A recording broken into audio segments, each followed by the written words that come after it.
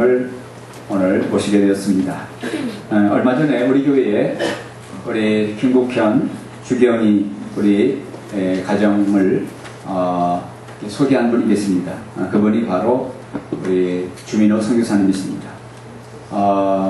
우리 주경이 자매님은 친동생이십니다. 그동안 오랫동안 주님과 상관없는 삶들을 살게 되셨는데 우리 오빠 되시는 우리 선교사님께서 그렇게 설복하셔서 교회에 나오도록 그렇게 인도해 주셨습니다. 다행히 저희 교회와 가까워서 저희 교회로 이렇게 소개를 하셨습니다. 우리 선교사님은 가정교회를 통해서 이미 제가 알고 있었던 분이십니다. 그래서 우리 가정교회에 대해서 매우 잘 이해하고 계시는 분이십니다.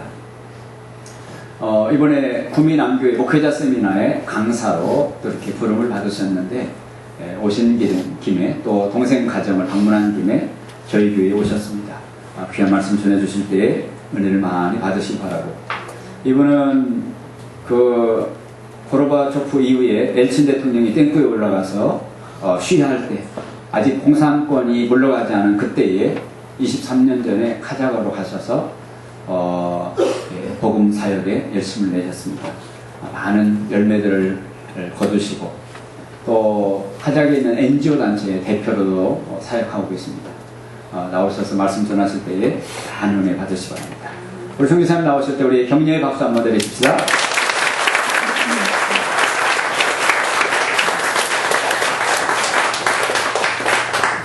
예배 참석하신 한 분 한 분 주께서 축복하시기 바랍니다. 아멘. 목사님 말씀하셨다시피 이제 한국에 사는 게 아니고 카자흐스탄이라는 나라에 가서 이렇게 주로 삽니다.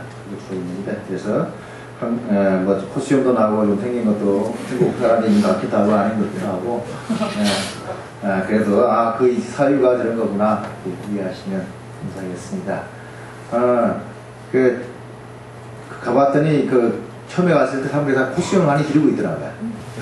그래서 근데 여기 코스염이 나오고 여기 턱수염도 이렇게 있고, 근데 이제 나중에 우리 옆에 같이 있던 분들이 이제 저희가 30대 초반에 갔는데 나이에 비해서 상당히 저는 좀 나이가 들어 보인다 생각했는데, 거기 갔더니 제가 처음 만났던 사람들이 이제 태권도를 가르치면서 젊은이들, 청소년들을 주로 만나는데 아이들이 뭐 저랑 그냥 형 동생 이렇게 맘먹고 노는 거예요. 나중에 이제 그런 몇 년은 그냥 그렇게 살았는데, 나중에 이제 예수님 삶이 생겼을 때 그들이 나름대로 내부 질서도 생각하고 그러면서 나이가 좀 들어 보이는 게 아니겠냐고 그런 생각이. 나이가 들어 보이려고 코스염을 길렀어요. 그러고 나서 자기들은 다 코스염을 다 깎았어. 그래서 이제 보면 우리들이 하는 얘기가 이거 뭐 밖에서 보니 선교사님들은 뭐 코스염 기르고 계신다고. 하여튼 그런 이제 상황이 되었습니다. 근데 가는 사는 횟수가 좀 꽤 되었어요. 3년째 살고 있는데, 처음에 카자흐스탄으로 갈 때 주님이 말씀 묵상하고 기도하고 어디로 가야 될지 할 때 주님께서 카자흐 민족을 말씀해 주셨어요. 카자흐 민족에 대해서 말씀하셨는데, 카자흐는 이제 카자흐스탄이라고 하는 나라에 있는 이제 민족 중에 하나입니다. 카자흐스탄이라고 한국에도 꽤 이제 한국 사람들도 꽤 많이 오고 소문이 난 나라 같습니다. 대한민국보다 27배나 커요. 굉장히 큰 나라고, 한국에서 비행기를 타면 중국을 지나서 쭉 서북쪽으로 한 6시간 반 날아가면 나오는 나라입니다. 그래서 27배나 되는 큰 나라인데, 그 나라에는 한국처럼 이제 주로 옛날에 우리가 배달민족, 그래서 당군의 후손 그러면서 왜 우리는 한국 사람만 살았잖아요. 저희가 갈 때만 해도 그 상황이 그랬으니까. 그래서 우리는 우리끼리 사는 걸 아주 자랑스러워했는데, 이제 가기 전에 정보를 얻고 가서 보니까 그 나라는 여러 민족이 같이 살더라. 그래서 그 인구는 그 나라 전체적인 나라에 1700만이었어요. 근데 1700만이니까 그 큰 나라에 1700만이니까 사람이 안 사는 땅도 굉장히 사막 같은 땅도 많습니다. 저처럼 살 수 있는 곳에 모여 사는 사람들이 1700만인데, 근데 그것이 한국처럼 하나의 민족으로 이루어진 게 아니고 러시아 전체 통계에 한 140개 민족이 산다고요. 그러니까 140개 민족이 같이 사니까 우리는 잘 모르는 거죠. 어떤 민족이 어떤 민족인지. 근데 그 중에 한 민족이 이제 카자흐 민족이고요. 그러니까 그 나라의 원래 주인 민족이에요. 주인이 카자흐스탄이라는 말의 의미는 카자긴의 땅이란 말이에요. 카자긴의 땅. 이제 카자긴이 그 땅의 주인이었음에도 불구하고 역사에 보면 그 위에 러시아라고 하는 민족이 사는데, 그 러시아 민족이 그 옛날에 와서 200년을 통치했어요. 황제 시대 때. 그리고 이제 그 다음에 공산주의가 되어서 공산주의 때도 70년 통치하고, 그러니까 270년을 러시아 민족이 와서 그 땅을 통치했던 거예요. 그래서 물론 나라를 많이 개발도 해주었습니다. 여러 가지 모양으로 땅 이렇게 구역을 나누어서 도시를 개발하고 그런 많은 그런 개발을 했지만, 이제 가서 알게 된 것이, 야, 참 러시아가 왔던 그 자연적으로는 축복이고 사람들에게 축복이지만, 우리가 뭐 이렇게 예수 그리스도를 만나서 우리가 하나님의 아들 딸이 되었잖아요. 그리고 영원한 하늘나라의 시민이 되었는데, 이 예수 믿게 되고 그리고 교회의 일원이 되어서 하나님 나라에 들어오게 하는 것과 관계돼서는 러시아가 그 땅에 왔던 게 일단 일견 보이는 것은 뭐냐면 별로 축복이 아니었어요. 그 이유가, 이 러시아 민족은 옛날에 이제 그 10세기 좀 지나면서 뭐냐면 전체 나라 민족이 다 예수 믿는 민족이 되었어요. 황제가 이제 우리가 어떻게 하면 좋을까 하고 막 학자들 보내고 사람들 보내서 전 세계 이제 조사하게 했는데, 그 중에 하나가 기독교, 이제 우리가 분파라 기독교파 중에서도 이제 정교회라고 하는 쪽이 있는데, 그분들은 예배 주로 찬양을 많이 하고요. 성령님의 인재를 굉장히 강조하는 분파예요. 근데 그분들의 그 예배 드리는 모습을 보면서, 와, 이게, 그러니까 내가 하늘 위에 있는지 땅에 있는지 모르겠다, 뭐 이런 고백들을 하고 황제한테 소개를 했습니다. 그러는 바람에 러시아 민족 전체가 예수 믿는 민족이 되는 것처럼 되었어요. 지금까지도 이제 그러니까 자기들 러시아 정교인이라 생각을 하는데, 이제 그런 민족이 그 땅에 와서 200년 동안 그 땅을 통치하는 거예요. 그러니까 어차피 예수 믿더라도 나라를 통치해야 되니까 뭐 이제 좋은 것만 가지고 왔겠어요? 그런데 더더구나 이 통치 민족이기 때문에 그 땅에 살던 사람들이 볼 때 좋은 것도 있었지만 좀 힘들고 어려운 것들에 대한 많은 경험이 뭐냐면, 예수 믿는 사람들이 저러냐 라고 하는 것도 결부된 거예요. 특별히 이제 그 황제 때도 그랬고 20세기에 와서 마찬가지고, 그 땅에, 그 큰 땅에 다 기근이 있었으니까 사람들이 막 이렇게 음식이 이렇게 전혀 뭐 식물이 안 나오고 그래서 막 온 땅이 그냥 다 마르고 이렇게 굶어 죽어가는 일들이 있고 할 때, 그 가자긴들이 기억에 다시 남아있는 게 뭐냐면, 이것들이 철도를 만들어 놓고 우리나라를 도와준다고 어느 날 보니까 카자흐스탄의 가자긴들은 목자의 민족이에요. 양을 키우는 사람. 양 평화롭게 사는데, 어느 날 자기들 집에 있던 양을 막 다 사람들이 와서 다 뺏어간 거예요. 탈취해가지고 그것을 그 철도에 집어넣고, 그리고 자기들도 막 굶어 죽는데 그 양을 다 자기들 먹고 산다고 모스크바로 다 실어간 거예요. 이제 그런 현장 속에서 뭐야, 이 사람들 마음에 큰 이제 이 흔적을 남긴 것이, 저것들이 지 먹고 산다고 우리 먹을 거 다 뺏어갔다는 거지. 근데 이게 그 얼마나 큰 기근이었는지요. 그 땅에 막 보면 사람들이, 근데 기록은 못 남겨놓았어요. 사람들이 그러니까 입에서 입으로 전달된 기록이 뭐냐면, 알마타라고 하는 큰 도시에 굶어 죽은 시체가 산을 이루었다. 근데 옛날 같으면 가자긴들이 자연적으로 서로가 서로를 도와서 살 수가 있었던 것이, 이 가자긴들이 이렇게 무슬림이기도 하지만 유목민족이면서요, 이 속담이 성경에 나온 건 하나 뭐냐면, 손님은 하나님이 보낸 천사니까 손님이 오면 무조건 집을 열어요. 자기들이 음식을 나눌 때도 자기들끼리 먹는 음식은 없어도 뭐냐면, 이게 집에 손님이 오면 접대하려고 꼭 고기를 한 덩어리 이렇게 훈제한 고기를 남겨놓는 거예요. 제가 그때 사람들, 제가 가서 이제 사람들 만나보면, 야, 이게 옛날 우리 모습하고 참 비슷하다 싶더라. 제가 그랬을 때, 우리 집도 별로 잘 사는 집안이 아니었어요. 먹을 것이 참 부족했던 집안인데, 제가 친척들이 우리 집에 어른들이 많이 오고, 막 사람들이 우리 집에 오면 나는 아주 기분 나빴어. 왜냐면 우리는 집에 먹을 것이 없어서 참 배고픈데, 어머니는 어디다 숨겨놨다 그냥 손님들 오면 그 고기 덩어리를 내갖고 미역국 끓여주고 밥상 낼 때, 제 속에서, 아니, 나는 자기 자식인데, 우리한테 좀 이렇게 내놓으셔야지. 그냥 손님들하고 친척들 온다고 저 사람들은 먹여 살리고, 우리는 이러는가, 뭐 그런 것이 있었거든요. 지나놓고 보니까 그것이 어머니한테 있었던 놀라운 참 덕스러움이었고, 우리 한국인들이 가지고 있는 큰 특징 중에 하나였는데요. 근데 그 땅에 가자긴들이 그렇게 사는 거예요. 근데 이런 것들이 깨어져 버린 거예요. 왜냐하면 손님을 대접할 수 있는 문화가 있었는데, 이 러시아가 와서 그 땅을 다 이제 개발을 하면서 이 공동체를 만들어 놓았잖아요, 나름대로. 그러니까 사람들 다 이제 그냥 천막집에 살던 사람들 아파트 지어서 아파트 살게 하고, 막 기근이 일어나고 그러니까 문제는, 옛날에는 그 어려움이 있으면 옆집에 가면 되는데 옆집에 갈 수가 없게 된 거예요. 그 사회가 전체적으로 서로가 서로를 도와서 살 수 있는 체계가 무너져 버리기 때문에. 근데 이런 것들이 뭐냐면, 가자긴들이, 요약하면요, 가자긴들이 예수님을 믿는 것에 도움이 되는 게 아니라 예수 믿는 사람들의 존재가 예수 믿는 것을 거꾸로 방해하는 것이 되어 있어요. 근데 원래 카자흐인들은 옛날에는 자연을 숭배하고 이렇게 살던 분들인데 세월이 지나면서 모슬림이 되었어. 모슬림이 된 것도 뭐냐면 바로 이 기독교인들이 와서 하도 껍치고 까부는데 저것들이 도움이 되는 것보다 그냥 하도 그냥 자기들 문화에서 역사에서 좋은 건 다 뺏어가니까. 그리고 그 중에 이제 이렇게 아까 말하는 이런 기근이 왔을 때 그때 마냥 복음을 전한다고 그러면서 교회 오라고. 먹을 게 거기밖에 없으니까. 사람들이 먹을 걸 찾아서 교회 왔어요. 갔더니 뭐냐면 그냥 주면 되는데 네가 지금 예수 믿고 예수 믿는다고 고백하고 또 러시아 정교회가 침례를 받아요.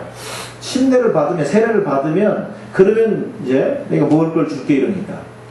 집안이 목구멍이 포도청이라고 한국말 속담처럼 이 사람들이 집안 애들이 막 죽어가니까 죽은 애들을 살리고 싶어서 어쩔 수 없이 나도 예수 믿을게 이랬다. 그러니까 그냥 주면 좋은데 거기다가 그냥 물속에 집어넣었다가 뺐어요. 침례까지 줬어요. 그러니까 이게 내가 뭐 달라졌구나 이 생각을 하는데 속으로는 하나도 안 나대는 거예요. 예수가 누군지도 전혀 모르고 예수 영접 모임처럼 하면서 미리 목장을 통해서 충분하게 예수가 누군지 듣고 보고 마음에 동의가 되고 그리고 정확하게 예수 복음을 듣고 그리고 예수를 믿었어야 이게 예수 믿는 게 복인 줄 알고 그리고 그때 뭐 세례받고 침례를 받아야 내가 참 이 땅에서 죄와 함께 죽고 예수님과 연합해 영원히 산다는 걸 알 텐데 그거 없이 그냥 또 예수 믿을게요. 그랬더니 이게 뭐 침례받아. 침례받고 그리고 이제 쌀포들 예를 들면 이렇게 뭐 고기 나눠주고 빵을 나눠줬어요. 이거를 짓고 가면서 뭐냐면 그들 마음에 말할 수 없는 수치감. 카자흐인들의 속담이 뭐냐면 우리가 수치를 당하는 것은 수치를 당하느니 죽는 게 낫다 이런 속담이 있어요. 그런데 비록 밀가루를 한 포대는 가지고 왔지만 그 마음에 내가 이 애들 좀 살리려고 갔다가 말할 수 없는 이 수치를 당했구나 하는 이런 부끄러움. 근데 그게 이웃에 다 보이는 거예요. 쟤는 저 교회에 가서 밀가루 한 포 받아왔다. 그 말은 뭐냐면 자기 민족을 팔아먹었다 이렇게. 자기 민족의 종교를 팔아먹었다. 그러니까 예수가 바로 뭐냐면 이런 민족의 수치감과 연결돼가지고 왔기 때문에 저희가 들어갔을 때는요 공산주의도 통치했지만 개인이 마찬가지로 예수 믿는 것은 곧 인식이 자기 민족을 팔아먹는 거라는 인식입니다. 내가 우리로 말하면 한국민인 걸 포기하고 우리가 일본 사람이 된다 이 말이야. 그러니까 예수는 안 믿겠다고 그러는 거죠. 거기다 더해서 그게 바로 옆집에 그런 애가 하나 있으면 이웃 사람들이 저놈 때문에 우리 집안까지 재수 없고 더럽다 이렇게 되는 거예요. 이런 인식들이 있으니까 예수님 믿는 걸 아주 싫어하고 이웃에 예수 믿는 사람이 하나 생기는 것도 싫어하고 그러니까 온 동네와 마을이 그냥 누가 예수 믿게 되면 일어나서 못 믿게 하려고 방해를 합니다. 그러니까 이제 그런 민족이 사는 나라 그러니까 그 민족 가운데 저희가 들어가 살고 있는 거예요.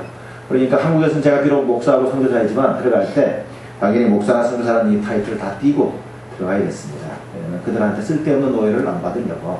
그리고 예수님의 삶이 생겼을 때 그 내부에서 우리가 목사로 도와줘야지 그냥 뭐 믿는 사람 하나도 없는데 내가 목사예요 그러면 그들이 갖고 있는 오해만 더하니까 그렇게 해서 저희가 그 땅에 이제 목사 신분이 아니라 다른 이름으로 들어갔고요. 그들 가운데 살면서 성공적으로 보였어요. 태권도부를 가르쳤는데 그게 인기가 있더라고요.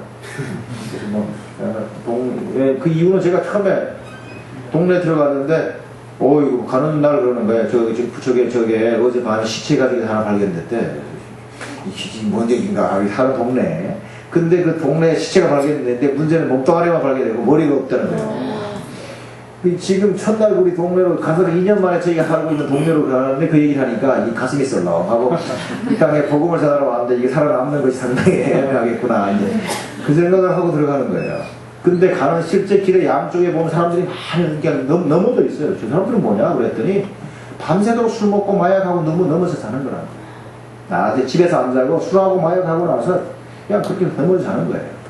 공산주의가 이렇게 저 들어가고 나서 무너졌잖아요. 무너지고 나서 사람들이 뭘 어떻게 해야 할지 모르니까 그런 상황 속에 사는 거죠. 그런데 놀라운 거는 제가 한국인인 걸 알고 이삿짐을 갖고 갔는데 동네에 그냥 청년들 꼬마들이 모여와가지고 앞에 와서 막 신기하게 바라보는 거예요. 그래서 근데 제가 보고 뭐냐 그랬더니 보고 어디서 오셨어요? 그래서 제가 한국에서 왔다고. 그러니까 바로 하는 말이 태권도 할 줄 아세요? 그래서 한국인 하면 태권도로 연관을 시켜요. 그래서 내가 잘하지. 알아서 가르쳐주세요. 제가 이삿짐을 들고 아파트 5층으로 짐을 올려야 되는데 이걸 내가 이게 며칠 동안 올려야 될 것 같으면 박스가 여러 개 되니까. 근데 많은 청년 젊은이들이 왔기에 그래 내가 내가 태권도를 가르쳐줄 텐데 조건 빨리 니들이 모여가지고 이 박스를 우리 4층까지 올리면 내가 태권도를 가르쳐줄게 했더니 바로 가서 그냥 청년들 모은 거예요. 그래서 그냥 이삿짐 조그만한 그 추억 하나 있는 걸 다 그냥 올려놨어요. 그런 바람에 동네에 잘 정착할 수 있는 계기가 되었습니다. 그래서 이제 보니까 태권도를 가르쳐야 되겠다는 생각하는 게 접촉이 되니까. 또 하나는 이 태권도 사범이 왔다는 소문을 내야 이게 무사하지, 안 그랬다가 이게 뭔 일이 생길 줄 몰라서 온 동네에 태권도 사범이 왔다는 소문을 냈어요. 그러기 위해서 이제 모아놓고 이제 집합시켜놓고 동네를 같이 뛰는 거예요. 뛰면서 탁 뛰면서 예수 얘기는 못하고 그냥 일단은 예수 얘기할 때까지 일단 태권도로 좀 얘기해야 되겠다. 하여튼 그래서 태권도 사범이 왔다 그러니까 온 동네 사람들이 저를 존경하는 거예요. 그리고 아주 무서워도 하고, 왜냐면 그러니까 우리 집은 도둑이 안 되는 거죠. 가진 것도 없는 이웃집에는 날마다 도둑이 들고 뭐 훔쳐갔다고 그러는데 저희 집은 도둑이 안 돼요. 왜냐면 들어왔다가 잡히면 죽는다. 이걸 이제 이게 아는 거예요. 왜냐면 실제 태권 사범이 아니라 마스터 그러면 그 땅에서는 진짜 유명한 거 보니까. 그러니까 제가 뭐 사실 한국인이면 누구나 하는 이제 그 정도 다니는데도 불구하고 한국에서 뭐 아주 유명한 사범이 왔다 그래서 이제 동네에서 아주 그냥 유명 인사가 되기 시작했습니다.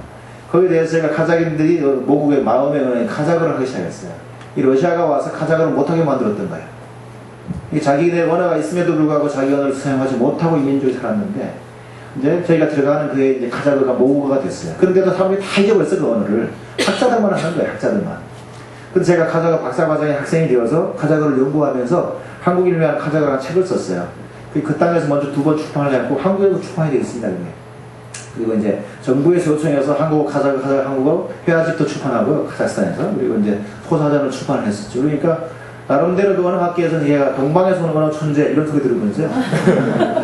그 터키 학계, 알타이 학계의 한 뿌리가 이제 터키 학계인데, 터키 학계에 꽤 유명한 언어학자가 되어 있었어요. 그러는 바람에 신난 거죠. 그러니까 뭐 외대 교수하라고 해서 교수도 막 초빙받아서 그 카자흐스탄 외대 교수도 하고요. 그러면서 이제 복음을 전하는 일을 시작하게 되잖아요. 주변에 제 태권도 제자였던 한 명들 중에서 예수 믿는 아이들이 생겼습니다. 그러니까 지금 이제 그 첫 번째 제자가 지금은 저희 같이 섬기는 살렘교회라고 하는 우리 카자흐교회 담임 목사가 되었어요. 목사 되고, 그 당시 같이 태권도 배우던 애들이 다 이제 사역자가 많이 되었어요. 근데 예수 믿는 사람들이 하나도 일어나는 가운데, 문제는 제가 들어갈 때 1000만 명의 카자흐인 가운데 예수 믿는 사람이 하나도 없다, 이런 소리를 듣고 간 거예요. 그들말로 된 성경책도 없고 그들의 교회도 없거든요. 선교사가 없는 거죠. 근데 그 민족 가운데 들어가서 복음을 전해서 예수 믿도록 돕는다, 이 기도를 받고 처음에는 갔지만 선교사 훈련을 받는 가운데 알게 된 것이, 예수 믿는 사람이 단순히 몇 사람 생긴다고 해서 그 땅이 복음화가 되지 않는다는 걸 제가 알게 돼요. 역사로 볼 때 영혼이 구원된다고 해서 구원받은 영혼이 계속 예수님과 관계를 하고 예수님을 주님으로 부르고 살느냐? 못 산다는 거죠. 그래서 그들이 바로 계속 예수님을 잘 믿고 더 든든하게 뿌리를 내리고 열매를 맺기 위해서는 철저하게 교회가 있어야 된다. 교회가 세워져야 된다. 교회가 세워져야만 실제 바로 예수 믿는 사람들이 함께 모여서 또 하나님의 왕 대신에 주 대심을 드러낼 수 있는 하나님 나라를 이렇게 확산하는 그런 사역들도 할 수 있다는 거. 그러니까 우리 삶 전체적으로 볼 때 예수 믿는 사람이 생기고 교회가 그렇게 일어나는 걸 보고 이렇게 함께 봐야 된다는 거. 그래야 하나님께서 왕 되신다는 이런 훈련을 받고 갔으니까요. 예수 믿는 사람이 없는 나라에 들어가면서 기도 제목이 뭐냐면, 교회를 하나님께서 개척해 주십시오. 교회를 세워주십시오 하는 거. 그것이 큰 제목이었습니다. 그래서 예수 믿는 사람들 하나 주셔야 됩니다. 그 주셔서 그들이 이 땅에 예수님의 교회로 될 수 있도록 하나님께서 역사하십시오. 뭐 이런 이제 기도를 하면서 살다 보니까 처음에는 쉽지 않잖아요. 일 저일 하면서 하니까 쉽지 않았지만 시간이 지남에 따라 보니까 예수 믿는 사람이 생기는 거예요. 그 2년 지났을 때 한 명이 예수 믿는 거예요. 2년 반 됐을 때 4명이 더 믿었어요. 근데 그 당시는 이게 참 쉽지 않았어요. 왜냐하면 주변에 그 고려인들이 많으니까, 그러니까 10만 명의 고려인이 살아 카자흐스탄에. 근데 10만 명의 고려인들을 사역하러 한국에서 많은 선교사님들이 오셨어요. 그러니까 고려인들은 한국에서 누가 오니까 그 자체가 복음이야. 그러니까 막 목사님 주변에 막 모여서 저보다 이제 카자흐스탄에 먼저 왔던 선교사가 3명에, 제 카자흐스탄에 들어간 4번째 선교사예요, 한국인으로 만나면. 근데 지금 카자흐스탄에 저보다 빨리 온 분들은 다 나갔어요. 그러니까 저밖에 안 남았는데, 근데 그분들은 다 이제 주로 고려인들을 사역을 했잖아요. 그러니까 가니까 이미 막 몇백 명이 모이더라고, 예수 믿는다고. 근데 야, 언제 저기 카자흐인도 예수 하나 믿을라나. 그리고 이제 눈에 보이는 예수님 믿게 하는 일이 아닌 다른 일을 하면서 계속 이제 언어 공부를 하고 살고 할 때, 그때 마음은 처참하죠. 하나님 언제 예수 믿는 사람이 하나 생길까요? 그러면서도 말씀에 근거해서 예수 믿는 사람이 생길 걸 믿습니다. 이것은 하나님의 말씀이고 말씀에 근거해서 예수 믿어야 되니까. 예수 믿는 사람이 안 생기면 카자흐인 가운데 하나님 말이 거짓말이라고 또 하나님 앞에 대들 막 이렇게 말씀을 펴놓고, 그래서 우리 이제 딸이 있는데 아들이 오늘 왔네. 애들이 이제 18개월, 30개월 그때 애들 데리고 들어갔어요. 그러니까 애들을 앉혀놓고 뒤에 비계를 이렇게 앉혀놓고 우리가 가장민족을 대표하는 거라고 지금. 그리고 그러니까 우리가 이제 지금은 하나님께서 우리 예배를 받으시지만 언젠가 가장인 가운데 예수 믿는 사람이 생기면 그들의 언어로 그 민족 가운데서 예배를 직접 받으실 거라고. 그러면서 하여튼 이 가족 예배가 우리 이제 항상 드렸어요. 그 이유가 뭐냐면 우리 가장인을 대표해서 우리가 예배 드리는 거라고. 하여튼 그러면서 계속 예배를 드리고 그러는 가운데 예수 믿는 사람이 생길 걸 꿈꾸고 기도하다가 예수 믿는 사람이 생겼잖아요. 그래서 그들을 이제 처음에는 우리가 가정교회라는 걸 몰랐으니까 방금 어쩔 수 없었어요. 그 상황 속에서 그렇게 하고 싶지 않았어. 그런데도 어쩔 수 없이 된 게 뭐냐면 우리가 말하는 목장이 시작된 거예요. 나는 한국에서 사실 제자 훈련을 받고 이 제자 사역을 하는 그런 훈련을 익숙해 있던 사람이니까 일주일에 하루만 날짜를 정하고 하루 종일 또 시간을 딱 대서 한 2시간만 만나주고 성경을 가르쳐주고 그렇게 하면서 이게 제자 훈련이라고 생각하고 열매를 상당히 받던 사람이에요. 그러니까 이제 가자긴 중에 예수 믿는 사람이 생기면 그렇게 하려고 생각하고 드디어 예수 믿는 사람이 생겼으니까 이제 우리 집에 밥 먹자고 불렀죠. 첫날을 깨워 왔어요. 청년들이. 밥을 거하게 먹은 다음에 야 다음 주부터 오늘 우리 집에 모이기로 했습니다. 그래서 그때 오면 나랑 같이 성경을 공부할 거라고 그랬는데 그 다음 주에 시간을 기다리는데 안 와요. 왜냐면 이 사람들이 옛날 우리 집 문화랑 비슷하게 약속 시간에 잘 안 오는 거예요. 밥 준다 그랬는데 분위기 왔거든요. 이상하네. 그리고 하여튼 그러니까 30분 늦게 한 사람 오고 1시간 지나니까 2명도 오고 뭐 이러는 거예요. 원래 2시간만 하기로 했는데 2시간 돼야 다 모여서 나는 거예요. 그러니까 이게 지금 빨리 끝날 시간 되는데 그때 시작하는 거니까 가르치기로 했던 거 빨리 한 1시간 만에 가르쳐서 끝냈습니다. 자, 주 예수 이름 기도합니다 하면 그 말은 뭐냐면 한국에서 이것은 뭐냐면 옛날 제가 세존을 할 때는 이제 끝났으니까 돌아 가라 이 말이에요. 왜냐면 우리가 빨리 밥을 먹어야 되니까 식구가. 왜냐면 그때는 러시아가 진짜 살기 어려워서 먹을 게 없었어요. 보이면 무조건 살아 이럴 때니까. 그래서 우리 가족이 먹을 것도 없어서 그냥 겨우겨우 먹고 있는 거니까 우리 가족이 먹도록 준비해놓고 이제 있었던 거예요. 첫날은 그냥 설명하기 위해서 밥을 차려준 거지. 그런데 기도했는데 안 가요.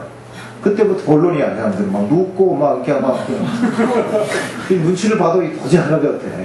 그래서 어쩔 수 없이 그냥 언제 이제 가나 저제 가나 그러다가 야 이러다가 밥 꼴딱 새겠다 싶어서 여보 이제 우리 가족 4명하고 그때 우리 아이들을 돌보러 우리 그러니까 선교사 자녀 교육하러 우리 한 자매가 와서 우리 집에 같이 있었어요.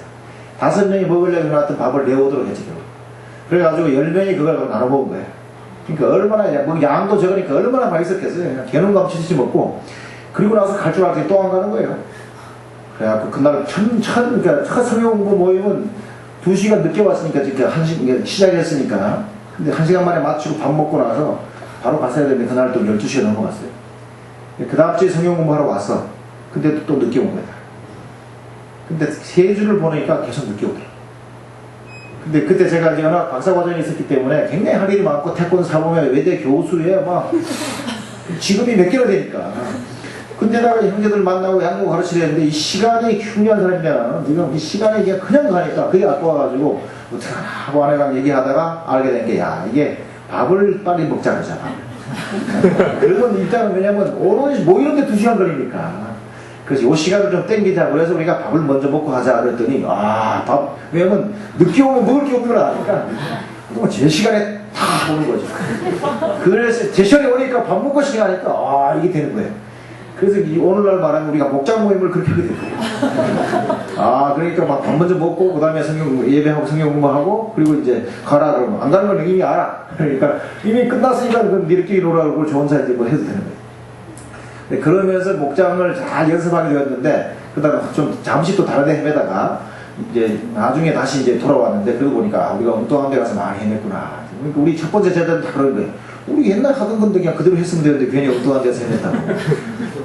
하여튼 그런 경험도 있죠. 근데 예수 믿는 사람이 이렇게 생기고 이렇게 앞에 우리 집에 와서 밥을 먹고 이제 목장 모임을 하다가 이게 사람들이 이렇게 많아지니까 점점 이게 늘어나게 됐어요. 그 저희들한테 성경 훈련을 받고 하던 사람들이 그런 목장을 하나씩 더 하게 된 거예요. 그러면서 문에 모이는 인원이 꽤 되었을 때 이제 우리가 이제 드디어 교회라는 정체감을 갖고 이제 주님 앞에 서자 이러면서 교회라고 이름을 딱 붙이고 갔다가 주님 앞에 교회가 탄생했습니다. 그리고 특별 기념 예배를 좀 하자 그랬더니 이전에는 생각할 수 없는 일이 일어난 거예요. 갑자기 기자들이 들이닥쳐갖고 그냥 카자흐스탄 우리가 전체를 보고만 한 것처럼 기사를 내고요. 전 가장들 예수 믿게 만드는 여기에 아주 흉악한 일이 일어나고 있다고 그러면서 이제 기사를 하고 그러면서 검찰에 불려다는 일이 시작되고 또 박사학위 논문서 나왔던 거 심사 거절 통보를 받고요. 그리고 추방을 시킨다 뭐 이런 일들이 일어나게 된 96년도에 그러면 그 현장에 제가 있으면서 알게 된 게 야 이게 왜 이런 일이냐 기도하면서 알게 된 것이 뭐냐면 한 명 한 명이 예수 믿는 것도 참 어려운데요. 근데 그 예수 믿는 사람들의 성령의 인도하심 속에서 우리가 주님의 몸인 교회라고 하는 주께서 세우신 교회라고 하는 그 정체감을 갖기 시작하면 이것이 너무 영적인 세계에서 엄청난 일이라는 것을 알게 되었어요. 바로 알게 되게 해주신 본문이 오늘 본문이에요.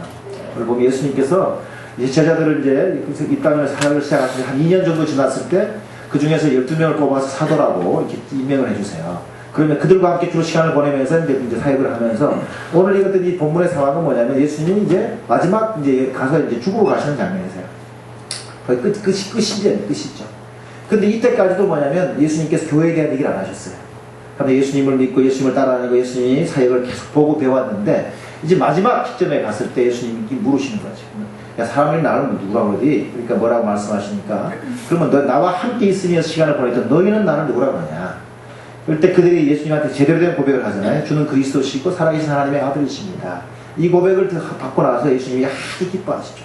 바요나 시몬아 네가 복이 있도다. 네가 이거 알게 된 거는 뭐 네가 잘나서도 아니고 이 땅에 누가 가르쳐 준 것도 아니고 바로 하늘에 계신 내 아버지가 나한테 알려주었기 때문에 네가 알 수 있었다. 너무 기뻐서 이 칭찬을 해주신 다음에 바로 하는 말이 뭐냐면요. 너는 베드로라 내가 이 반석 위에 내 교회를 세우겠다 말씀하세요. 그런데 이 본문을 읽으면서 그 당시에 야 주님이 바로 교회를 세우시는 분이라는 걸 알았어요.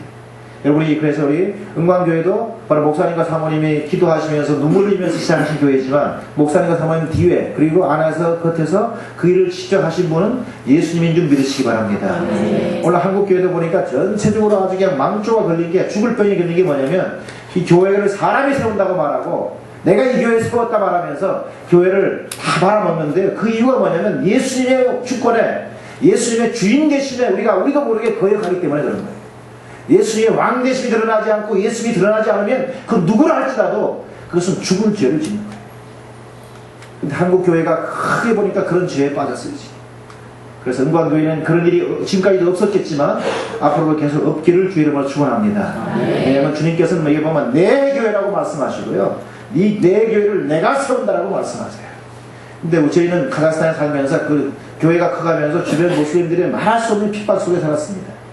저희 집을 불지를 오는 일이 여러 번 있었고요. 하여튼 모슬림 공동체가 우리를 그냥 하여튼 카팅하려고 그런 농성대회를 자기들이 농성대회를 참 수없이 많이 했는데 현장 시대 시마다 주님이 우리를 시켜주셨어요.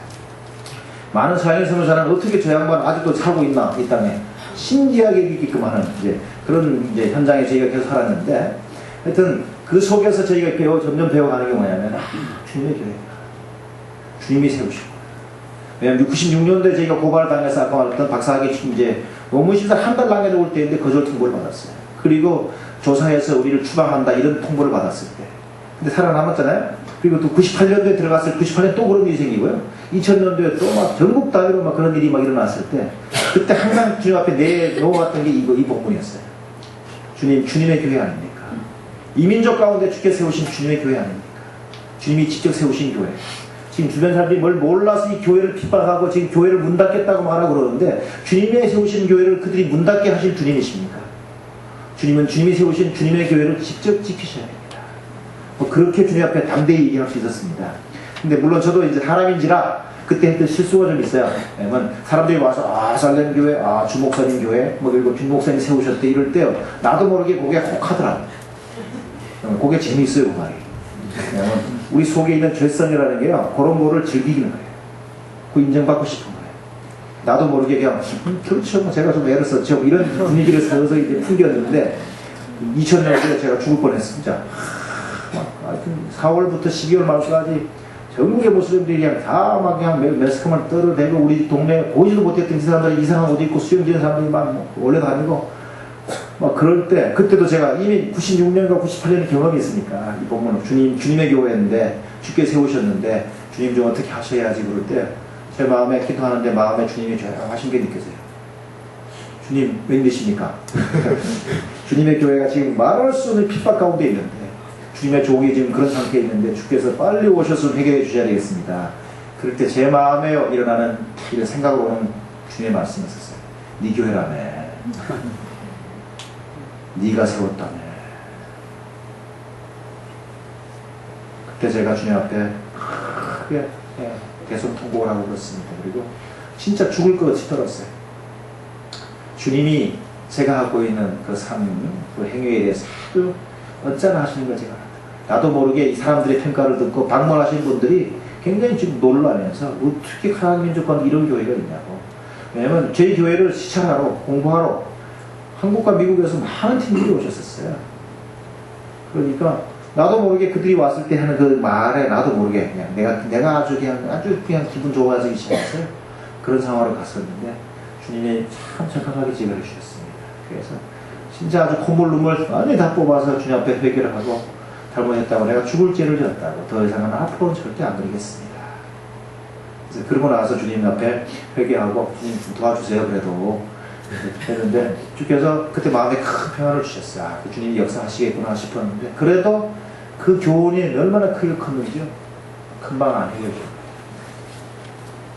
그 4월부터 그 시작된 일이 제가 이제 이런 주님 앞에 음성을 들은 게 8월이었어요. 그렇게 금방 끝날 줄 알았는데 12월 말까지 전혀 안 끝나고 날마다 농성대회 우리 애들 어떻게 하겠다는 말에 드디어는 우리가 우리 짐 싸가지고 그냥 날마다 싫어 도망도 가고 그런 일이 있을 때까지도 여전히 주님은 상황을 해결해 주지 않더라. 그래서 그렇기 때문에 저희가 더 큰 교훈을 받았습니다. 그래서 우리가 가정교회 목장 할 거 없이요 다 똑같습니다. 우리 목자님들 계신 목사님, 목녀님들 계실 텐데요. 그러면 그 혹이라도 이 목장 가정교회가 내 교회라고 말하지 말기 바랍니다. 주님이 나에게 위임하셔서 내가 이 목자로서 주님이 맡기신 주의 양들을 내가 목양하는 놀라운 특권을 내가 누리지만 이 목장이 되는 것은 내가 어떠함 때문에 되는 게 아니에요. 나는 도구로 주님 앞에 영광스럽게 쓰임받는 것이지 실제 그 목장을 하고 목장이 계속 될 수 있게끔 하고 위로하고 격려하고 길을 여는 것은 우리 주님인 것을 믿으시기 바랍니다. 그래서 제가 이 큰 교훈을 받았어요. 그러면서 바로 밀려오는 먹장 같은 그런 속에서 주님의 교회이기 때문에 주님이 보호하시고 주님이 치인도하라고 하는 이런 고백들을 계속 하다가 이 본문에 대한 의미가 제 마음에 새롭게 들어왔어요. 보면 주님께서 이 땅에 교회를 내가 세우겠다고 교회만 남아있으면 예수님이 하실 일을 다 하겠다는 거예요. 여러분 그래서 목장이 있는 곳마다 주님께서 하는 이런 축복된 일이 있는 줄 믿으시기 바라요. 그래서 바로 교회 세우는데 첫 번째 교회가 있어야 되는 이유는 음부의 권세, 죽음의 대문이 이길 수 없도록 하기 위해서 이 교회가 있어야 된다고 말합니다. 실제 이 땅에 예수님 사람이 한둘이 있어도 뭐냐면 거기에 우리가 함께 모이는 주님을 머리로 하고 우리가 그분의 지체는 교회가 없으면 바로 이 죽음의 대문을 어떻게 할 수 있는 세력이 없습니다. 존재가 없는 거예요. 근데 교회만 있으면 실제 음부의 권세들이 계속 거짓말하며 속이며 사람들 인생을 노략질했던 그런 일들을 멈추게 하고 그만두게 하는 일이 바로 교회가 있으면 가능하다는 거예요. 그 저희는 바로 예수님 사람이 없고 교회가 없는 지역에 살았기 때문에 그것이 너무 명확하게 보여요. 앞에 말씀드린 것처럼 저희 마을에 제가 처음 들어갈 때 그냥 술하고 마약하고 길거리에 사람들이 다 막 널브러져 있다고 했잖아요. 우리가 예수 믿으세요 이것을 공개적으로 얘기하지 않음에도 불구하고 저희 마을에 예수 믿는 젊은이들이 일어나서 숫자가 그들이 하나 둘 늘어나고 이제 한 40명 정도 될 때 깜짝 놀란 게 뭐냐면요. 그 마을의 공기가 달라지기 시작합니다. 첫째는 뭐냐면 사람들이 누가 얘기하자는 대로 술 먹고 마약하고 밤새도록 길거리 넓어지는 사람들이 낮에 안 보이기 시작해요. 사람들이 희한하게 여기는 거죠. 예수 믿는 사람들이 그들 가운데 이제 생기고 그들이 모여서 같이 모여있고 기도하고 이런 일이 시작되니까 실제 누가 말하지 않았어도 누가 그런 일이 서서히 사라져가기 시작해요. 그래서 이제 나중에 그러니까 서로 마약한 사람, 수십 년 했던 사람들이 예수 믿게 되고 그들이 또 이제 예수님의 제자가 되어가면서 마약 환자들이 막 치료되고 해방을 받는 일들이 일어나면서 막 이제 이런 마약 환자들이 막 집단으로 회심하는 일들도 막 생기고요. 저는 마약 환자 그러면 옆에 가는 걸 아주 꺼려서 두려워서 한국은 마약 그러면 막 주로 연예인들이 하잖아요. 옛날에 보면 그러니까 막 마약 사범 막 깜빵 갔다는 게 막 전국적으로 막 이렇게 막 기사화되는 그런 나라에 있다가 하니까 마약 환자라고 옆에 보고 가까이 가면 큰일 날 것 같다고 그랬는데 그런 사람들하고 같이 사니까요. 그러면서 예수 그리스도의 복음이 들어가서 그들이 예수를 믿게 되고 그들이 같이 모여서 기도할 때 실제 그런 것들이 자동적으로 치료가 되고 해방이 돼요. 근데 정부도 절대 마약 사범을 다룰 수가 없어요. 왜냐하면 그 치료가 전혀 안 되죠. 근데 예수 믿는 것만 그들의 피를 깨끗게 할 수 있고 그래서 생활 습관을 고칠 수가 있다. 그러니까 예수 믿는 게 이런 거 뭐냐면 근데 계속 이렇게 죄의 종노릇하고 살던 사람들이 예수 믿고 예수 믿는 사람들 목장이 하나 생기고 교회가 생기면 놀랍게도 그런 것들이 정리되기 시작합니다. 그래서 그들이 평생 그냥 엉터리로 살았던 그 삶의 가정들이 깨어졌던 가정이 회복되고 그런 오전 2부 예배 때 제가 말씀드렸는데 하여튼 저는 젊은 목사인데도 불구하고 결혼 주례를 한 50건 가량을 했는데 그 중에 절반은 젊은이들 주례를 했고요. 절반은 새로 합치는 분들이셨어요. 그게 뭐냐면 이제 이혼하고 막 각각 따로 살다가 어느 날 애가 예수 믿는 거 듣고 막 굉장히 기분 나빠하고 엄마도 기분 나빠하다가 엄마가 예수 믿죠. 그리고 엄마랑 이제 아이들이 예수 믿으러 가는 걸 듣는 거예요. 이혼했지만 남편이 생활비도 대주고 그래야 되니까 서로 관계하고 오고 하고 그러거든요. 그러다가 어느 날 기분 나빠가지고 이제 너 예수 믿고 너 뭐 교회 다니려고 들었다고 막 와서 이제 이혼했지만 그 아이들을 패는 거예요. 부인을 패고. 그것도 맞으면서 하나는 그래도 뭐 어쩔 수 없다고 이제 예를 단정하면요.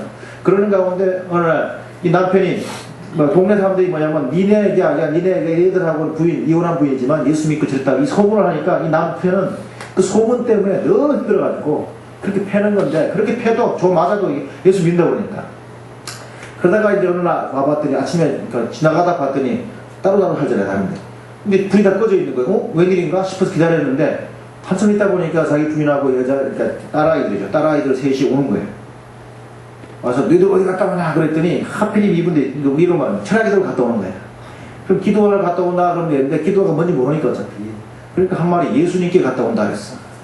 근데 카자흐인들은 무슬림 민족이니까 이름 중에 동네 사람 이름이 예수라는 사람이 갖고 있는 남자가 있어. 바로 이웃에. 그러니까 이 남자가 자기랑 이혼을 했지만 하필이면 그 남자하고 빌어먹냐 니가 붙어먹냐 이러면서 그냥 부인을 받고 팬 거야. 그러니까 니는 딸 보고 니는 어디 갔다 왔니까 얘도 예수한테 갔다 왔다니까. 엄마만 아니라 그냥 세 대가 그냥 딸들하고 같이 그냥 한 남자한테 가냐고. 그래갖고 막 팼어요. 그런데도 또 이 사람들이 더 간절을 잘하면 되는데 그냥 뭐 그런 걸 모르니까 예수가 얼마나 좋은데 그러냐니까 더 패는 거지. 그러다가 드디어는 당신도 나랑 한번 가보자고. 그래가지고 드디어는 이 남편 되신 분이 티모라라고 하는 분인데 이름이 철이에요. 철. 그분이 이제 우리 교회 모임에 온 거예요. 목장은 안 될 거고 이제 전체 연합 예배 될 거 같은데 와서 딱 이분을 생각한 거야. 이게 도대체 어떤 남자인가 가보니까 뭐 그런 남자는 안 보이고 저 남자인가 가서 그런데 그냥 근데 그러다가 예배가 시작됐으니까 예배 완전히 술 이제 주정뱅이인데 예배 시작되면 참 가자가로 사는 찬양 속에서 완전히 얻어맞은 거예요. 자기가 왜 그런지도 모르는데 할 수가 없대. 그냥 주저앉아 무릎을 꿇었는데 그냥 터져나오는 눈물 속에서 자기가 누군지도 모르는 자기도 그냥 예수님 살려주세요 막 이렇게 고백을 하게 되고 그리고 나중에 예배 후에 그 당시만 해도 이제 앞에 나와서 예수 영접하라고 초청할 때 기어왔어요. 기어와서 예수를 영접을 했어요. 저 사람은 왜 이러나 그냥 그리고 예수를 영접을 했잖아요. 그리고 아주 신실하게 예수를 믿는 가정이 되는 거예요. 그러니까 이런 가정을 종종 해요. 이제 내가 옛날에 예수님이 누군지 몰라고 이웃 남자라는 게 내 아내가 그렇게 바람난 줄 알고 그냥 그러다가 내가 좁혀다가 나도 예수 믿어 봤다고. 근데 이런 가정들 이런 분들이 뭐냐면 이혼했던 분들이니까 예수 믿고 나서 다시 이제 예수님 안에 자기들이 다시 합치고 싶다고. 그래서 이제 기회를 많이 했죠. 그러니까 바로 뭐냐면 예수님 복음이 들어가서 예수님을 믿는 사람들의 공동체가 눈에 보이는 몸이 생기니까 뭐냐면 바로 이런 지옥의 문화가 만들어 했던 것들이 깨어져 나가는 거예요. 그리고 그 비교되는 하늘나라의 문화가 어떤 것인지 보여주는 일들이 이제 시작됩니다. 그래서 은광교회 성도님들 여러분 교회로 모일 때 목장으로 모일 때 주님께서 그곳에서 바로 여러분의 모이는 것 자체 사역하는 것 자체를 통해서 사람들은 여러분은 깊이 못 느껴도 뭐냐면 그것이 이 땅의 죽음의 대문들을 막아내는 일을 믿으시기 바랍니다. 그리고 음부의 권세를 완전히 제압하는 그런 이 땅에 예수님께서 세워놓으신 유일한 공동체 유일한 존재가 교회예요. 그러니까 교회가 없으면 절대 그런 일을 그 누구도 할 수가 없어요. 여러분 목장으로 모일 때 전체로 모일 때 바로 우리를 통해서 하나님이 생명을 계속 풀어내시고 음부의 세력들을 계속해서 묶어내고 정리하는 그런 일을 하는 줄 믿으시기 바랍니다. 근데 더 나아가서 보면 예수님께서 바로 이래 음부의 권세를 죽음의 이제 대문을 정리하는 그 작업이 뭐로 시작되냐면요. 사실 이게 우리한테 주신 교회의 두 번째 축복인데 내가 천국 열쇠를 네한테 줄게 그러면서 천국을 열고 닫는 건데 열고 닫는다고 하지 않고 뭐냐면 네가 이 땅에서 그렇게 하면 무엇인지 매면 하늘에서도 매일 것이고 이 땅에서 무엇인지 풀면 하늘에서도 풀릴 거라고. 왜냐하면 실제 하늘을 열고 닫는 이 같은 축복이 바로 이 교회에게 있다고 말씀하십니다. 그래서 오늘 우리가 말하는 하늘 복을 이 땅에 끌어내릴 수 있는, 그리고 사실 하늘에서 온 게 아니고 바로 지옥에서 올라온 같은 그 지옥의 저주들을 이 땅에서 정리할 수 있는 그런 존재가 바로 교회인 줄 믿으시기 바랍니다. 그래서 하늘 복을 끌어내리는 방법이 여기 보면 맨다, 푼다 이런 말이 나왔어요. 너희가 이 땅에서 무엇인지 매면 하늘에서도 매일 것이고 이 땅에서 무엇인지 풀어놓으면 하늘에서도 풀릴 거라. 그 말은 뭐예요? 뭔가 매여 있어야 될 존재들이 있는데 안 매여 있고 지 마음대로 돌아다닌다는 거죠. 배짓고 다니고 일을 하는 뭔가가 있다는 거예요. 어떤 일이, 그러니까 이 땅에 이제 교회가 생기면 교회가 할 일이 뭐다? 이 땅에 필요 없는 것, 쓸데없이 돌아다니는 것들을 매는 일, 묶는 일을 해야 된다는 거예요. 그리고 풀어놓는 건 뭐냐면 마땅히 풀려놓아서 하나님의 복으로서 마음껏 복을 전하고 축복을 전하고 축복된 존재로 살아야 되는데 풀려있지 못하고 그냥 다 묶여가지고 다 있는 이런 존재가 있고 이런 것 내용이 있으니까 그것을 어떻게 된다? 풀어놓아야 된다는 거예요. 이 말이 바로 그걸 할 수 있는 것이 바로 이 땅에 예수님이 세우신 교회라고 말씀하시는 거예요. 여러분 보면 제가 알게 된 게 이 땅에 매여야 될 존재가 있는 거죠. 성경에 말하면 귀신이 바로 매여 있어야 되고, 그리고 하단은 당연히 지금 매여 있어야 되는데 이것들이 안 매여 있고 그냥 이 땅을 자기 주인으로 하려고 그냥 온통 돌아다니면서 사람들 속에, 생각 속에, 의지 속에서, 관계 속에서, 기관 속에, 지역 속에서, 계속해서 역사하고 일을 하잖아요. 그러니까 예수 믿는 우리는 그러면 그들한테 자유로우냐? 많은 경우에 자유롭지 못해. 우리도 감정 속에, 생각 속에 여전히 그 영향을 받고 있는 경우가 많아요. 근데 우리가 그것들을 묶어야 되는데 오히려 그것들을 풀어놓고, 왜냐면 오히려 예수 믿는 우리 성도들을 서로 막 묶는 매는 교회가 꽤 많아. 그러니까 우리가 서로 이제 막 묶어놓으니까 그냥 서로가 다 묶여가지고 강시가 되어 있어. 오늘 많은 교회 성도들이 예수는 믿긴 있지만 강시가 돼가지고요. 제대로 그냥 움직이고 사역하지 못하는 경우가 많더라. 그래서 우리 은광교회 여러분들은 그렇지 않을 줄 믿습니다. 그래서 서로 이제 마땅히 이제 풀 걸 풀어놓고 묶는 걸 묶는 여러분 되시기 바랍니다. 근데 실제로 본문에 보면 그렇게만 나와 있지만 똑같은 내용을 얘기하는 것이 마태복음 18장에 나와요. 그리고 거기도 똑같이 너희가 이 땅에서 무엇인지 매면 하늘에서 매일 것이고 이 땅에서 무엇인지 풀면 하늘에서 풀린다는 얘기가 나와요. 근데 동일하게 똑같은 본문에서 뭐냐면 교회를 얘기를 해요. 그래서 이것이 같은 내용이구나 라는 걸 알 수 있는데 그 본문에 가보면 놀라운 것이 바로 이 땅에서 우리가 누릴 수 있는 하늘복이 뭔지를 조금 우리가 이해할 수 있게끔 해줘요. 이제 그것이 이런 내용입니다. 너희 가운데 누군가가 죄 지었냐? 그러면 네가 그 동네방에 소문내지 말고 네가 가서 그와 1대1로 만나서 권해라. 만약에 그가 네 말을 들으면 네가 형제를 얻은 거라. 근데 말 안 들었다 그러면 너가 가고 두세 명 더 데리고 가서 같이 그들 앞에서 얘기하라. 근데 그 말을 들으면 네가 형제를 얻은 것이고 만약에 안 듣는다 그러면 교회 앞에 얘기하라. 그래서 이렇게 하는 부분이, 그리고 나와서 하는 말이 너희가 이 땅에서 뭐지 매면 하늘에서 매인다. 이게 교회와 관계된 얘기인 거예요. 자, 근데 그러니까 우리가 목장으로 모이고 전체 연합교회로 모였을 때 누릴 하늘의 복이 뭐냐면 바로 죄를 죄로 안다. 죄를 죄로 인정하고, 그리고 죄를 계속 갖고 가는 게 아니라 사는 게 아니라 죄를 죄로 고백한 다음에 죄에 돌이켜서 죄 용서함을 받고, 그리고 죄 용서가 되었다고 선포해주고, 그리고 죄 용서받은 죄인이라는 우리가 사람이라는 서로가 인정해주고 용납해주는 이런 축복이 바로 교회 가운데 있다고 말씀하신 줄 믿으시기 바랍니다. 제가 밖에 나가 살다 보니까요, 사람들한테 당신 죄인입니다 뭐 이런 걸 선포하고 죄를 드러내는 성령님의 사역에 동참하고 쓰임받는 사역을 하다가 한국을 가끔 가다 보면요, 한국이 오늘날 죽을 사회가 되어가는 게 뭐냐면 죄를 죄라고 말하지 않는, 죄를 죄라고 말하지 않는 사회가 한국 사회. 오늘날 한국에 그 땅에도 막 수출되고 있는 유명한 드라마들이 많은데, 드라마들 가만히 앉아보면 뭐냐면 그 대부분 재밌어 하는 게 다 가족 간에 있는, 예를 들면 서로 굉장히 인정하지만 사실은 그 가족과 가족 간에 또 다른 이웃과의 관계에서 많은 오늘 대화하고 보니까 불륜이야, 불륜. 이웃집 남편하고 붙어먹는 거. 그리고 나이 많은 분들이 그냥 아주 어린 여자들하고 뭐 같이 막 수작 부리고, 자기 가족이 있음에도 불구하고 그걸 하도 멋있게 그냥 이게 막 치를 해놔가지고 그 너무 멋있으니까 예쁘네 그러면 자기도 모르게 그 죄악의 영이 우리 속에 들어와 자리를 잡도록 한국 사회가 완전히 그러고 있고요. 그러니까 바로 우리 가족과 관계돼서, 아이들과 자녀와 관계돼서 죄악들이 막 보여지고 일어나고 있고 막 힘을 치고 있는데 그걸 죄라고 말하지도 않고 말하면 안 되는 그런 사회가 되어가지고 한국 사회가 이상해서 어떤 맞는 걸 맞는다 그러면 옆에서 아니라는 사람들이 하도 와서 막 땡깡을 부르니까 이 도대체가 진리가 진리라고 말하는 것이 자체가 우스워지는 나라가 됐잖아요. 선교지 있으면서 한국 관계된 기도제목 온 것 중에 하나가 한국의 소수자의 무슨 뭐 보호법인가 인권법 그래가지고 막 올라가다가 막 기도하라 저희가 막 기도하고 또 기도 막 편지를 날라서 이런 거 한국에 들어오지 않게 올라 동성연애가 예를 들면 그것이 죄악이잖아요. 성경에 보면 그런 사람들을 보면 죽이라고 그랬거든요. 그것이 뭐냐면 하나님의 거룩성을 끄트리는 거이고 하나님의 사람이 하나님의 사람처럼 거룩하게 살지 못하게 하는 길이기 때문에 하나님과 절대 교제할 수 없는 길이기 때문에 그걸 죄라고 말하는 거예요. 근데 오늘날 그것을 죄라고 말할 수 없게끔 하는 분위기가 한국에도 들어온 거예요. 여러분, 근데 이런 걸 막아낼 수 있는 게 뭐냐면 바로 교회라는 거예요. 교회가 서야만 교회 서로가 성도들이 함께 살면서 서로 위하면서 실제 서로 그럴 때만 이런 것들이 정리된다. 여러분 목장으로 모일 때 그런 면에서요. 그 죄를 서로 고백할 수 있는 같은 목장이 되시기 바랍니다. 한국이 보니까 오늘날 죄라고 말하는 것이 큰일 나니까 아마 안 되니까 그러니까 죄가 아닌 것처럼 얘기했다 그러나 이게 지금 너무 어쩔 수 없으면 만약 그 죄라고 말하긴 말하지만 전혀 우리와는 관계없이 또 막 손가락하면 저거는 죄졌다고 또 이런 사회적인 분위기가 되어가는 거더라고요. 그럼 교회 속에서 여기 보면요 죄를 드러내라는 거예요. 그러니까 우리 목장에서 죄가 있으면 죄를 성령의 인도하심 속에 질서 속에서 고백할 수 있을 만큼 고백을 해야 된다는 거예요.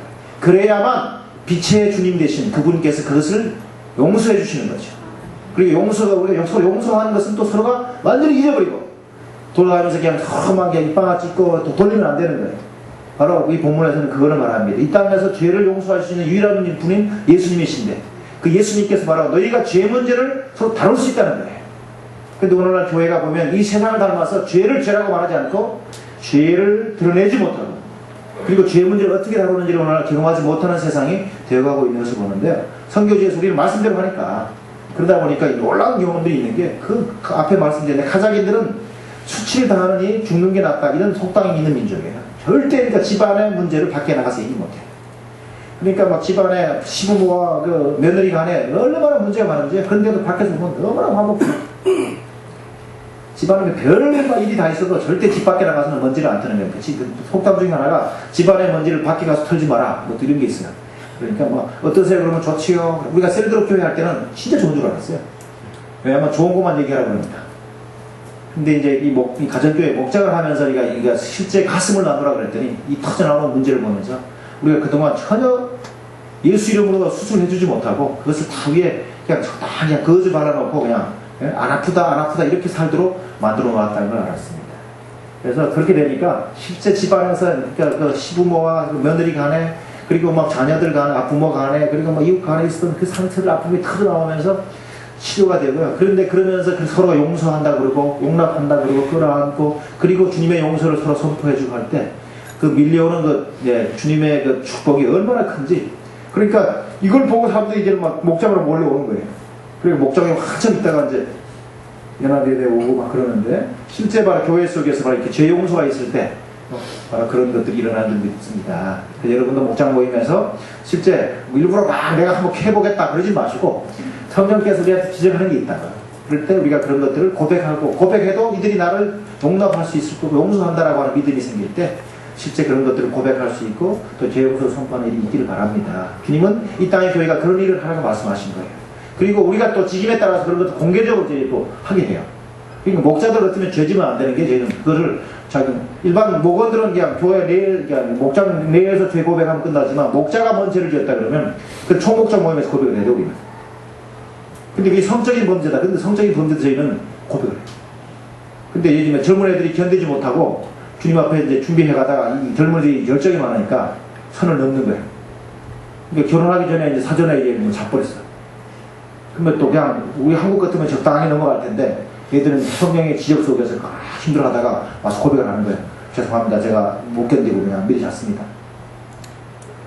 근데 저희 그런 거는 이런 성적인 범죄와 관련된 것은 사실은 굉장히 주님과의 친밀성과 관계되어 있기 때문에 누가 되었든지 총목조모임 앞에 와서 저 고백을 해야 돼요.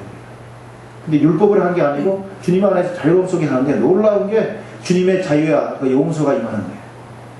그러면서 실제 뭐냐면 그들을 우리가 진실로 용서하는 근데 그런 고백할 때 목자가 같이 와서 우리 목원이 이런 죄를 지었습니다라고 소개를 하고 나서 목원이 이제 제고하면 주님이 주신 통곡이 나오니까 울잖아요. 내가 진짜 죄를 지었다. 내가 죽을 죄를 지었다. 주님의 거룩성을 그리고 주님과 우리 연합을 완전히 깨뜨린 일을 했습니다. 그럴 때 그 옆에서 목사가 같이 내가 우리 목원인데 목원을 충분히 보호하지 못하고 영적으로 브로킹해주지 못하는 바람에 이가 죄를 지었다고, 내가 죄를 지었다고 고백을 하면서요. 막 하여튼 이런 죄 용서가 있게 되죠. 그리고 서로 용서하고, 그리고 이것을 밖에 나가서 앞으로 우리가 같이 이제 뭐 징계를 받죠. 그러니까 성경을 막 한번 다 뺏겨 쓰게 하고 징계가 아니라 사실 축복을 그들 경험하게 하는데, 그러면서 이것을 밖에 나가서 소문내지만 진짜 소문이 안 나요. 그렇게 소문을 내고 다니던 그 민족들 가운데 예수 믿는 사람들이 이 소문이 안 나요. 예수 그리스도 이름으로 우리가 서로 용서하고 축복하니까. 그래서 근데 이런 것을 어느 날 최영기 목사님이 왔을 때 그 얘기했더니 깜짝 놀라시더라고요. 그게 가능하냐고. 가능한 게 아니라 뭐 그냥 그런 거죠. 그랬더니 그분이 가서 한 것 중에 하나가 뭐냐면, 그거를 목자 중에 한 명이 그런 사람이 있었다는데 다루었으니까, 그거는 뭐 성적인 게 아니고 누가 이제 빚 보증 수고했다가 좀 이제 큰 어려움을 당한 일이 있었다는데, 그거를 총목자 모임에 나와서 이제 고백하라고 그랬대요. 그러니까 다들 그냥 내가 나중에 가서 들었어요. 그랬더니 막 어떻게 하려고 목사님이 저런 일을 하시냐고. 뭐 그분이 안 나온다 그러면 완전히 깽판 나는 거 아니에요. 근데 그리고 다 기도했는데 그 목자가 총목전에 왔대요. 실제 내가 목자하면서 나도 참 어려워서 내가 돈을 빌려갖고 못 갚고 또 하고 이러면서 사실 돈 띄고 없고 이렇게 큰 어려움을 줬는데 진짜 참겠다. 용서해달라고 고백하고 뭐 그런 일이 있어요. 그러니까 막 다들 조마조마하다 그 얘기를 듣는 순간요, 예수님 믿는 것이 실제 이런 거구나라고 하는 실제를 경험하는 일이 있었단 말이에요. 그러면 이제 지금은 그런 일들이 좀 그게 자연스러워졌다는 얘기 들었습니다. 여러분, 이 죄 문제를 올라가기 그냥 적당하게 넘어가는 게 아니고 실제 죄 문제라고 심각하게 인식하고 그것을 드러낼 수 있는 것은 바로 서로 사랑으로 서로 용서하고 용납할 수 있는 이런 교회밖에 없다는 거예요. 여러분 목장을 할 때, 전체로 모일 때 이런 축복이 여러분 가운데서 있고 더 커지고, 그래서 수많은 사람들이 죄 용서를 받으러 예수님께 나오는 역사가 여러분에게 있기를 바랍니다. 실제 교회가 모이면 그렇게 되는 거예요. 그러면 이제 이렇게 된 다음에 말씀하시는 게 바로 뭐냐면, 너희가 내 이름으로 모여가지고 너희가 무엇이든지 구하기만 하면 내가 응답하겠다라고 하는 기도 응답의 약속을 주셔요. 그러니까 바로 이것도 뭐냐면, 두세 명이 모여가지고 내 이름으로 구하면 내가 다 들어주게 응답하겠다. 바로 이런 서로 죄 용서 문제, 죄 문제 해결되고 모여서 같이 기도하면 바로 그런 축복이 임하겠다고 말씀하시는데, 더 나아가서 뭐냐면요, 기도 응답만 주는 게 아니라 나가서 두세 사람이 내 이름으로 모인 곳에 나도 그들 가운데 함께 하겠다. 이게 바로 이런 임재의 약속을 하십니다. 여러분 목장으로 모일 때마다 이런 주님의 기도 응답을 받으시기 바랍니다. 더 나아가 주님께서 진짜 주님이 함께 하시는 주 임재를 경험하는 여러분 되시기 바라요. 근데 여기 보면 말하는 게 재밌는 게 다 혼자 갔다가 두세 명 데리고 가라. 그리고 두세 명이 모이면, 두 명이 모이면, 이게 뭐예요? 오늘날 이렇게 은광교회 다 모였던 것처럼 몇백 명이 모이는 이런 교회 상황을 상상하면 이게 이해가 안 오는 거예요. 이게 목장을 경험해 봐야만 이것이 무슨 말인지 이해가 오는 거예요. 그러니까 두세 명이 같이 다루고 그러다가 교회 앞에 얘기해라. 사실 그것은 뭐냐면 목장교회, 가정교회에서 먼저 얘기하라. 그 당시는 전체 연합 모임보다는 사실 가정교회가 훨씬 잘 돌아갔잖아요. 그 가운데 이제 큰 문제를 다룰 때는 연합교회에서 다루는 이런 교회의 질서가 아주 아름답게 일어나는 것을 우리가 이 가정교회를 이해해야만 사실 성경이 이해가 돼서 오더라고요. 그래서 여러분, 교회를 모일 때 주님은 말하 하늘 복이 실제 우리 가운데 임하는 것을 우리한테 마음껏 경험할 수 있도록 해주십니다. 우리가 이런 하늘 복을 누리면 이런 복이 자연스럽게 옆으로도 계속 흘러가게 되는 것이에요. 더 나아가서 교회가 있어야만 이 땅에서 계속 유지되고 발전하는 게 뭐냐면, 주님에 대한 신앙 고백과 그리고 사랑의 고백이 교회를 통해서만 흘러갑니다. 물론 예수님 여기 보면 예수님이 이 말을 한 것이, 야 사람들이 나보고 누구라 그러냐, 그러니까 사람들이 얘 뭐 선지자라고 뭐 예레미야라고 그러고 뭐 엘리야라고 그러고 뭐 이렇게 나 침례 요한, 세례 요한이라고 그러고, 그러니까 그럴 수 있죠. 근데 예수님의 관심은 너희는 나를 누구라고 그러냐 하는 거예요. 예수님하고 이미 공적으로 한 3년가량 살았어요, 사람들이. 그러니까 3년 정도 산다 예수님이 사역도 하고 보여준 다음에, 야 너희는 나를 누구라고 그러냐. 그때 성질 급한 베드로께서 조용 하고 손든 다음에 한 대답에, 주는 그리스도시요 살아계신 하나님의 아들이십니다라는 고백을 했잖아요. 오늘 우리가 예수 응답할 때 예수님이 누구신지 조용히 고백하고 그리고 그분을 믿잖아요. 그런 고백을 베드로가 한 거예요. 베드로가 한 이 말을 듣고 예수님이 아주 기뻐하시는 거예요. 진짜 요나의 아들 시몬아, 네가 복이 있다. 네가 복이 있다. 그러니까 이런 예수님이 누군지를 우리가 제대로 고백할 수 있는 것은 바로 인간이 누릴 수 있는 최고의 복인 줄 믿으시기 바랍니다.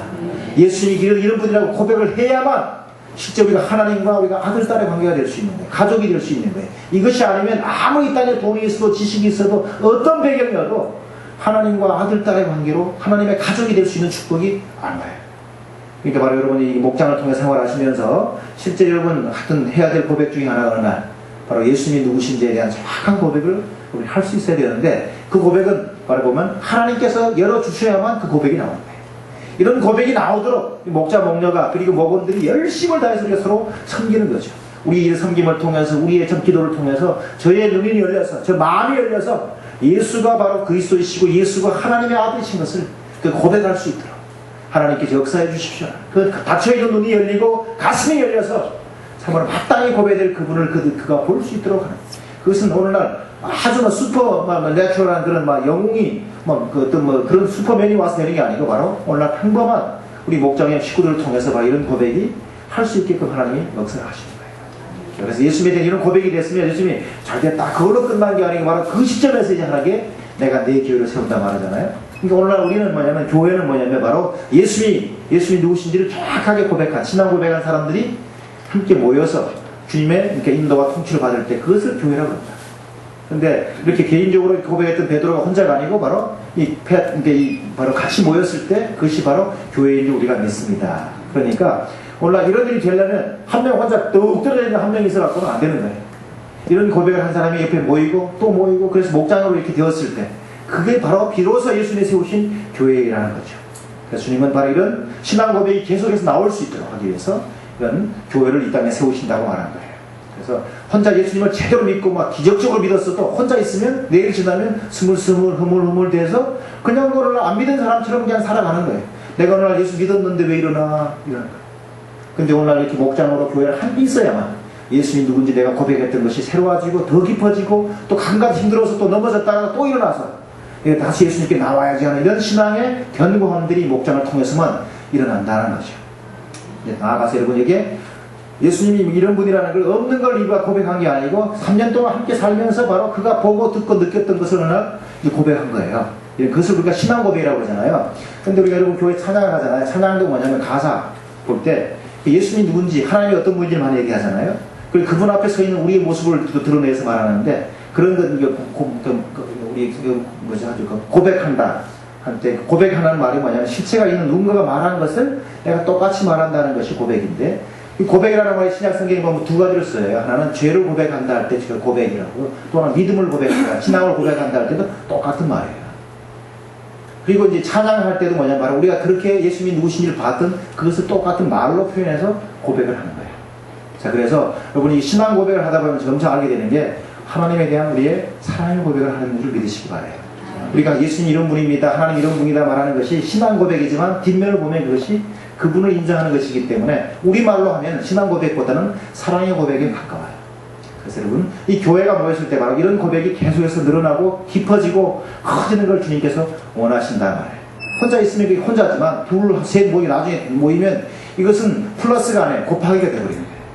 그래서 우리가 함께 모여서 기도하고 계속 주님 앞에서 격려하고 경외를 받는 그런 일이 있기를 바랍니다. 이제 고백과 관계된 얘기를 하면 저는 예수님을 이제 전 대학생 때 믿었습니다. 고등학생 때까지는 전혀 예수님과 관계없이 살았고요. 대학 입시를 좀 어려움을 겪다가 어느 날 성경을 읽게 되고 예수님을 믿기로 했습니다. 그 교회에 나가서 신앙생활하는 게 참 좋았어요. 이 좋은 예수님을 전하려고 열심히 복음을 전하고 다녔습니다. 그러다가 어느 날 성경을 읽게 된 것이 내 주변에는 나는 늦게라도 믿었지만 어떤 민족들은 예수님 믿을 수 있는 기회가 아예 없는 그런 민족도 있다는 것을 알게 되었습니다. 그래서 이제 주님께서 허락하시면 그러면 그 민족 가운데 가 살면서 복음을 전하겠습니다. 그런 이제 약속을 했어요. 그리고 이제 그 민족 가운데 가 살고 있는 건데 그러는 가운데 제가 이제 대학교를 졸업하고 군대에 근무를 하게 되고 그러면서 마음에 어떤 한 여자가 보였어요. 물론 제 어머니도 여자고 여동생들도 여자지만 이제 그 다른 차원의 이제 감정이 막 이런 어떤 우리가 대학생 성교단체 같이 있었는데 이 자매를 보면 괜히 보면 기분이 좋더라고요. 가슴이 괜히 서로 말도 한마디 안 하는데 가슴이 콩탕콩탕 그러고 이게 왜 이러지? 막 이러는데 군 생활도 계속 그런 상태에서 군대 가서 저는 장교를 근무를 했어요. 멋있었죠. 하늘에서 막 낙하산을 타고 내려오고 막 그러니까 그런 시범 보러 오는 여자들도 많았고요. 그러니까 어르신들 중에서 막 소개해주겠다고 막 중매해주겠다는 사람도 많고. 근데 제 마음에 한 여자가 와서 자리를 잡은 것 같더라고. 그래서 근데 이제 어떤 내 선배한테 내가 제 자매를 내가 좋아하는 것 같은데 좀 얘기를 좀 해주라고. 근데 이 선배가 해줄게 그러고 나서는 그 다음에 완전히 꿀먹은 벙어리인 거예요. 그래서 내가 이제 일편단심 무슨 소식이 올려나 기다리느라고 하여튼 그냥 군생활을 그냥 지났죠. 그리고 이제 나중에 신학을 하게 될 상황인데도 조용해서 제가 어느 날 편지를 썼습니다. 내가 옛날 이 형제를 통해서 이런 고백을 했는데 혹시 나의 고백을 받았냐? 그러면 받았으면 이제 응답을 할 때가 지났지 않냐? 그러니까 나를 같이 사랑한다 그러면 사랑한다 그러고 아니면 아니라 그러고 나를 좀 자유케 해라. 이랬더니 편지가 대답이 왔는데 아직도 잘 모르겠다는 거예요. 그 제가 편지를 다시 썼어요. 아니 지금 그 얘기를 들은 지가 몇 년인데 아직도 모르면 어떡하냐. 빨리 태도를 확실하게 해라. 이제 하여튼 그러는 가운데 이제 그 다음에 편지가 온 게 예스라는 답이 온 거예요. 그래서 막 너무 감격스러웠죠. 그런데 이제 부모님이 알게 되버렸어요. 제 신학대학원 입학식에 그 자매가 축하러 왔는데 저희 부모님도 오셨었어요. 그러다가 절지 이 여식은 누군고 그랬더니 이제 막 부끄러워하니까 알았죠. 어디 뭐 아들하고 사귀는 사람이냐? 그러니까 바로 그렇다고 고개를 끄덕거렸잖아요. 그랬더니 저희 부모님이 10월 하시니까 막 단순 무식이죠. 용감. 그러면 그때 어른하고 만나서 이렇게 해야 돼요. 그래가지고 그 다음 주에 바로 양가 어른 상면식을 해봤어요. 양가 어른 상면하고 나니까 바로 그냥 좋아하셔가지고 이거 우리 뭐 길게 할 거 있냐고 그냥 결혼을 바로 시킵시다 이래가지고 신대원 1학기 딱 마치고 그 다음 주에 결혼식을 하게 됐어요. 그러니까 저는 대전에서 신학을 다니고 아내는 서울에서 KBS 방송국에 이제 다녔었거든요. 그러니까 만날 수가 없는 거예요. 주말에 한번 만나지만 뭐 만나도 이제 쑥스럽잖아 서로. 같이 뭐 다니긴 다니지만 이제 사랑합니다 고백도 한번 못했죠 아직. 나랑 결혼해 주시오. 나는 이 고백도 안 했어. 그런데도 난 나한테 시집을 오게 된 거예요. 그리고 결혼식을 하고 이제 신혼여행을 갔습니다. 그때까지도 뭐 사랑합니다 이런 얘기도 잘 우리가 해본 기억이 없어요. 하여튼 그러면서 나는 우리가 실수했구나 그랬지만 말을 하려고 하니까 안 돼. 저는 강원도 사람인데요. 이거 부모님이 사랑 고백하는 걸 본 적도 없고 그런 거 보면 서로 뭐 못 보게 하고 막 또 연속극 봐도 그러니까 사랑 고백을 하면 이상하다 생각하는 상황인데 이게 안 되죠. 근데 제가 놀라운 걸 경험한 게 뭐냐면 찬양할 때 내가 주님 사랑합니다 그러면서 내 감정이 풀려나는 걸 내가 경험한 거예요. 그리고 예수님이 참 그걸 기뻐한다는 걸 제가 알게 된 거예요. 그분이 어떤 분인지 고백하면서 예수님이 참 기뻐한다는 걸 알게 되면서 이 담대함이 서서히 커가게 된 거예요. 예수님을 그렇게 내가 고백하니까 이걸 사람한테도 그렇게 고백할 수 있겠구나. 그래서 형제자매를 향해서는 객관적으로 예수님 이름을 사랑합니다 이런 말을 할 수 있게 되었어요. 근데 저랑 아주 긴밀한 관계에 있는 아내가 된 사람한테는 그 얘기를 하려니까 이상하게 좀 이렇게 몸이 떨리고 뭐 얼굴이 이상해서 제가 고백을 못한 채로 그냥 결혼을 하게 됐잖아요. 근데 이제 신혼여행 갔다가 강원도 태백 집으로 왔어요. 왔더니 동네 그러니까 우리 친척 어른들이 다 모여 있잖아요. 그냥 이제 이 새색시가 오면 이제 절 받는다고. 근데 절 받는 게 하루 만에 안 끝나고 보니까 이분들이 모여서 음식 먹은 다음에 보니까 일주일 내내 오시라고. 올 때마다 상을 차려놔야 되고 절을 해야 돼 10월에서. 그러니까 제가 그걸 보면서 너무 미안한 거예요. 안타깝고 이게 그냥 시골 사람한테 시집 와가지고 이 도시 여자가 완전히 아내보다 음식 계속 하고 수발을 드는 게 너무 안 됐고 불쌍하죠. 그래서 내가 좀 도와주려고 이제 보게 가면 지금 여기 우리 이제 저 경위자면 우리 여동생들이 와서 열심히 일하고 뭐 또 하지만 아이고 오빠는 나가라고 그러면 또 박절하게. 그럴 때 내가 좀 위로하고 싶은데 위로도 못해. 그럴 때 제가 이제 아내에 대한 고백을 했어요. 근데 사랑합니다 그랬다가 동네에 또 망신당할까봐. 왜냐면 저거는 그냥 뭐 남자가 돼갖고 그냥 어디 그냥 지 섹시한테 저런 말 막 한다고 또 동네방네 그럴까봐 고민고민. 제 아내는 인도네시아를 전공했었어요. 그래서 내가 이제 그냥 물었죠. 미래 밤에 잘 때 인도네시아 말로 사랑해를 뭐라 그러냐고. 그랬더니 인도네시아 말 대답하 싸야 찐따 빠다모 뭐를 쪄서 판다고? 이건 싸야 찐따 빠다모. 그래서 제가 그 얘기를 몇 번 한 다음에 알았죠. 얼마나 싸야 찐따 빠다모 막 그러니까 막 발음이 맞네 틀리네 막 조정을 해주다가 내가 좀 진지하게 이게 내 고백이라고. 그랬더니 막 웃으면서 아주 좋아하게 됐어요. 그래 저보고 묻더라고. 독일 말로는 뭐라고 그러냐 또. 저는 이제 옛날에 외국어 대학교 독일을 전공했었어요. 물론 그때는 이미 다 잊어버렸지만 근데 그거 ich liebe dich. 하여튼 그러면서 서로 이제 우리가 외국어로 먼저 사랑을 고백했습니다. 이제 그리고 이제 그러니까 그 아내가 거기서 이제 시집에 와서 막 고생할 때 제가 지나가면 부엌 앞에서 싸야 찐따 빠다모 이러고 지나가는 이제 힘을 얻으라고 격려를 받으라고. 이제 이러면서 우리가 이제 부부간의 사랑 고백을 계속 하게 되고요. 그리고 나중에는 한국말로도 드디어 이제 하게 된 거죠. 담대함이 생겨서. 처음엔 한국말로 하려면 부부간에 좀 친밀하니까 우리 좀 괜히 얼굴이 좀 이상하고 좀 어려웠는데 찬양하면서 이런 고백들을 하다가 드디어 어느 날 여보 사랑해 한국말로 했는데도 괜찮더라고요. 이제 그래서 이제 저희가 이제 이 사랑의 고백을 계속하고 나중에 우리 아들 딸하고도 서로 그런 고백들을 하고 저희 나이 연배에 비해서 저희는 이런 사랑 고백을 참 잘하는 자유롭게 하는 거 이제